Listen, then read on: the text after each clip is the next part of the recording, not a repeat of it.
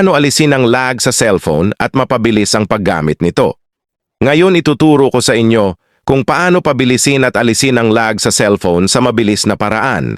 Ang tricks na ito ay matatagpuan lamang sa settings ng ating mga cellphone. Simulan na natin. Punta tayo ngayon dito sa settings, scroll down natin at hanapin ang About Phone. At pindutin natin, scroll down ulit natin at hanapin ang Software Information Settings. Sa ibang brand ng cellphone sa software system, ito matatagpuan.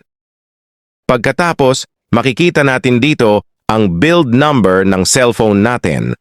Ay tap lamang ito ng 7 times hanggang sa lumabas ang "You are now one step away from being a developer" at kusang lalabas ang security pin natin. I-type lamang natin ang PIN natin at magpa-pop out na lang ang "You are now a developer." Pagkatapos, ay hanapin natin ang developer option na makikita ko ngayon sa system settings ng cellphone ko.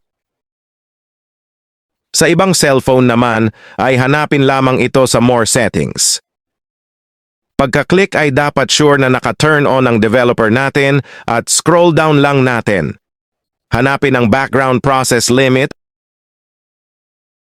at pindutin ito, ay set natin ito sa No Background Processes.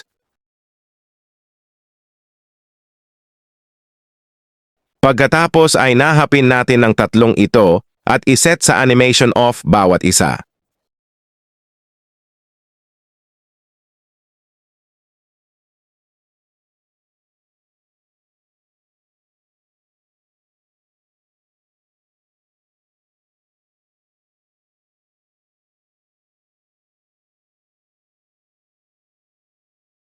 Sa paraang ito, mas mapapabilis nito ang performance ng cellphone at mas tatagal ang battery life ng mga cellphone natin. Kung gagamit ka nga pala ng GCash, ay need na i-turn off ito dahil sa security system update ngayon ni GCash.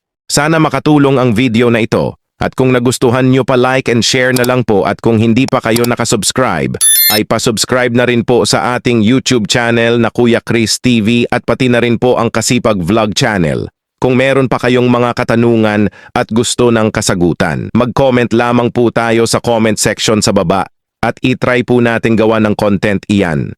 Maraming salamat po sa panonood.